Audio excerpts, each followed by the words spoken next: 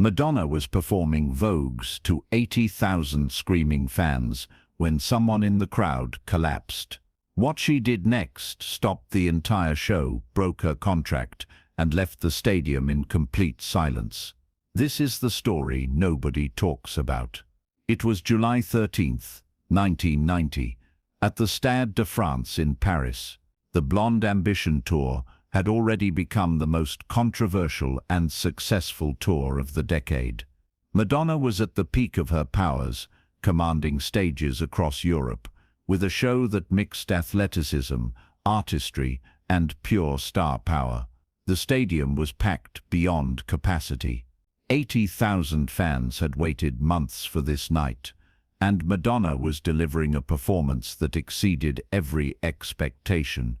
The energy was electric, the choreography was flawless, and the crowd was in absolute frenzy. But what none of them knew was that in Section C, row 47, a 19-year-old fan named Sophie Rousseau was about to change everything. Sophie had been saving money for 8 months to afford this ticket.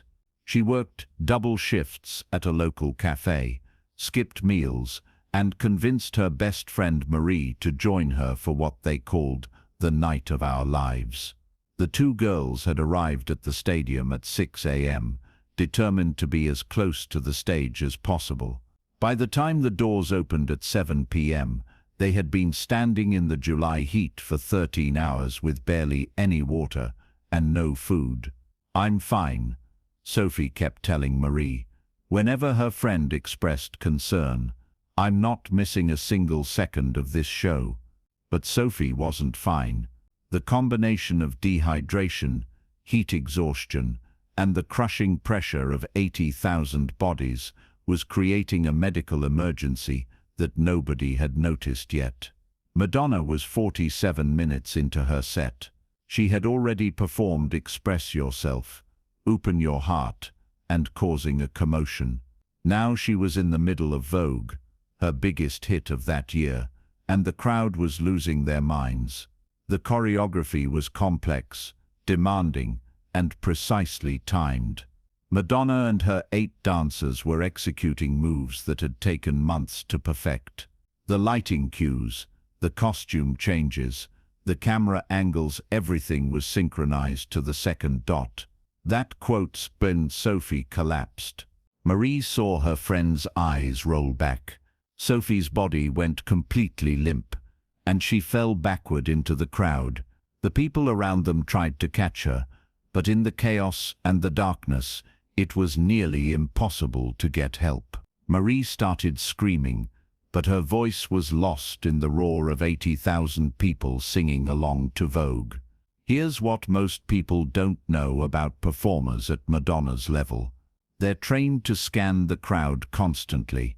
While executing complex choreography and singing live, they're watching for security threats, technical problems, and fan emergencies. Madonna saw the commotion in Section C before her security did. She saw a girl fall. She saw people trying to lift an unconscious body. She saw someone waving frantically for help. Madonna had 3 seconds to make a decision that would violate her contract, upset her tour management, and potentially cause a riot in a stadium packed beyond safe capacity. She made the decision in 2 seconds. Madonna stopped singing mid-word. She signaled to her band to stop playing. The music cut out abruptly, leaving 80,000 people in confused silence. For a moment, nobody understood what was happening. Was this part of the show, a technical problem? The stadium lights were still flashing, but the music had died completely. Madonna walked to the edge of the stage, her hand shielding her eyes from the spotlights, trying to see into the crowd. "Stop the lights," she commanded into her microphone. "Turn on the house lights. Now." The production crew hesitated. This wasn't in the script. The tour manager was screaming into his headset that they couldn't stop the show. The insurance contract specifically stated that interruptions could result in massive financial penalties. Madonna repeated her command, and this time her voice had an edge that nobody dared to ignore. I said, "Turn on the house lights. Someone is hurt." The stadium lights came up, revealing 80,000 confused faces all staring at the stage. "Listen to me," Madonna said into the microphone, her voice now calm but commanding. "There is a medical emergency in Section C. I need everyone in that section to sit down immediately. Security, get to Section C, row 47, right now." The crowd began to understand what was happening. People started sitting down, creating space for security to move through. Madonna stayed at the edge of the stage, watching, waiting, making sure help was reaching whoever needed it. Her tour manager appeared at the side of the stage, frantically gesturing for her to continue the show. The contract, the schedule, the dozens of trucks that needed to move to the next city by dawn, the hundreds of crew members on tight timelines. Madonna ignored him completely. It took security 8 minutes to reach Sophie. 8 minutes during which Madonna stood on stage, updating the crowd on what was happening, keeping 80,000 people calm and quiet. "They're getting to her," Madonna narrated, watching the security team's progress through the crowd. "Almost there. Yes, they've reached her. Paramedics are coming through now." When the paramedics finally got to Sophie, she wasn't breathing properly. Her skin was pale, her pulse was weak, and she was unconscious. The diagnosis was immediate and serious: severe heat exhaustion with possible heat stroke. The paramedics needed to get Sophie out of the stadium and to a hospital immediately, but moving through a crowd of 80,000 people, even with security clearing a path, would take precious time that Sophie didn't have. That's when Madonna did something that had never been done in concert history. "Bring her to the stage," Madonna said into her microphone. Her tour manager's face went white. Security protocol strictly forbade bringing anyone from the audience onto the stage. Insurance wouldn't cover it. Liability issues were enormous. It simply wasn't done. Madonna repeated the command, and this time she was looking directly at her tour manager. "Bring her to the stage. The quickest way out of this stadium is through backstage. Every second counts." Security had no choice but to comply. They lifted Sophie's unconscious body and began moving her toward the stage. The crowd watched in complete silence as paramedics and security carried the young girl through the cleared path, up the stage stairs, and across the same stage where Madonna had been performing minutes earlier. As the paramedics carried Sophie across the stage, Madonna did something that nobody expected.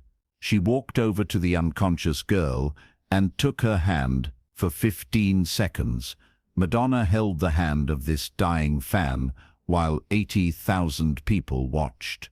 She leaned down and whispered something into Sophie's ear, something that nobody else could hear. Then she kissed Sophie's forehead and stepped back to let the paramedics continue their work. The stadium remained absolutely silent as Sophie was carried backstage to a waiting ambulance. Madonna returned to the microphone. Her makeup was running slightly, and when she spoke, her voice had changed. "Her name is Sophie," Madonna told the crowd. "She's 19 years old. She came here tonight because she loves music, and now she's fighting for her life because it was too hot, too crowded, and none of us were paying attention." The stadium remained silent. "I want everyone here to check on the people around you," Madonna continued. "If anyone feels dizzy, weak, or sick, raise your hand. We're not continuing this show until I know every single person here is safe." For the next 12 minutes, Madonna turned her concert into a safety check. Venue staff distributed water. Medical teams identified and helped 17 other people who were showing signs of heat exhaustion. The tour manager was having a breakdown backstage. Every minute of delay was costing thousands of dollars. The insurance company would probably refuse to cover this. The next venue was expecting them in 14 hours. Madonna didn't care about any of it. After ensuring everyone was safe, Madonna made an announcement that shocked everyone. "I can't perform anymore tonight," she said. "I'm sorry, but I need to know that Sophie is okay. I need to go to the hospital with her." The crowd erupted, not in anger, but in applause. 80,000 people stood and cheered for a performer who was cancelling the show they'd waited months to see. Madonna left the stage, got into the ambulance with Sophie, and rode with her to the hospital. The tour manager quit that night. The insurance company initially refused to cover the costs. The venue threatened to sue. Madonna's management calculated that the decision had cost approximately $2.7 million in various penalties and losses. Madonna never apologized for any of it. Sophie Rousseau woke up in the hospital 6 hours later.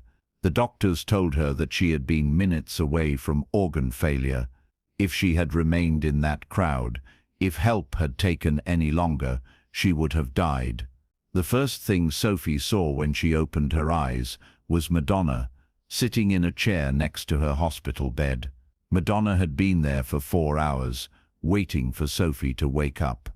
"You scared me," Madonna said simply. Sophie started crying. "I'm so sorry I ruined your show." Madonna leaned forward and took Sophie's hand, just like she had on stage. "You didn't ruin anything. You reminded 80,000 people that we're all human beings who need to take care of each other." What Madonna whispered to Sophie on that stage, the words that nobody else heard, were finally revealed by Sophie herself in a 2015 interview. She said, "Hold on, you're going to live. I won't let you die. At my concert." Those words, Sophie later said, were what brought her back. In her semi-conscious state, she heard Madonna's voice and fought to stay alive. The incident at the Stade de France changed concert safety protocols worldwide. Venues began implementing better heat management, mandatory water stations, and trained medical teams stationed throughout crowds. Madonna incorporated a safety briefing into every show for the rest of the Blond Ambition Tour.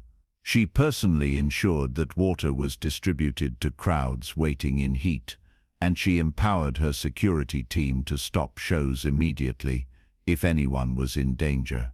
The insurance industry initially called her actions reckless and financially irresponsible. But within 2 years, Madonna's decision that night became the standard that other performers were measured against. When Lady Gaga stopped her show in 2013 for a similar emergency, reporters called it pulling a Madonna. When Adele did the same in 2016, the headline was following Madonna's lead. Sophie and Madonna remained in contact. For Sophie's 21st birthday, Madonna sent her tickets to another concert, this time with VIP access, medical supervision, and strict instructions to stay hydrated. Sophie went on to become a paramedic. She credits that night in 1990 as the moment she realized she wanted to save lives professionally. "Madonna saved my life," Sophie says. "Then she showed me that I could do the same for others." The story of Madonna and Sophie Rousseau reminds us that fame, success, and performance mean nothing if we lose our humanity in the process. Madonna could have finished that show. She could have let security handle it discreetly. She could have protected her career, her contract, and her bottom line. Instead, she chose to be human first and a performer second. She stopped the show. She brought a dying girl onto her stage. She held her hand. She rode in the ambulance. She sat in that hospital for hours. She chose compassion over commerce, and in doing so, she set a standard that still resonates today. Here's why this story isn't as famous as it should be. Madonna's management suppressed most of the coverage. They were terrified of the financial implications and the precedent it would set. But the 80,000 people who were there never forgot. The paramedics who saved Sophie's life never forgot. And Sophie Rousseau, who is now 53 years old and has saved countless lives as a senior paramedic in Paris, has never forgotten. That night taught me that true power isn't about controlling a stage or commanding a crowd. Sophie said in 2020, "True power is knowing when to stop everything and help one person who needs you." If this incredible story of putting humanity before performance moved you, make sure to subscribe and hit that thumbs up button. Share this video with someone who needs to hear about the power of choosing people over profit.